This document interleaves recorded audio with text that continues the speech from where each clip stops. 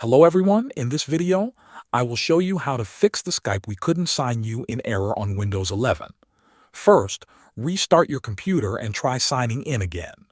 Sometimes this problem happens because of temporary system issues or background services that are stuck. If the problem is still there, the next step is to clear the Skype cache. Press the Windows key and the R key on your keyboard at the same time. In the Run window, type %appdata% and press Enter.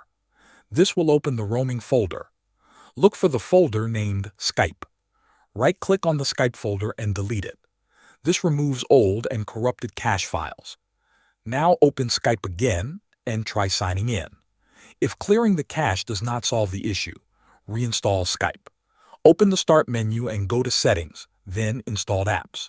Scroll down until you find Skype in the list. Click the three dots next to it and choose Uninstall. After removing Skype, open the Microsoft Store, search for Skype, and install the latest version. Once the installation is complete, launch Skype and sign in again. Another helpful step is to run a system file scan. Corrupted system files in Windows can sometimes cause apps to stop working correctly. Type Command Prompt in the Start menu search bar.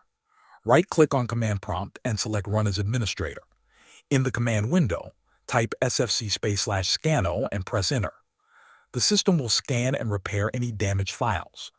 When the scan finishes, restart your computer and check Skype again. Thanks for watching.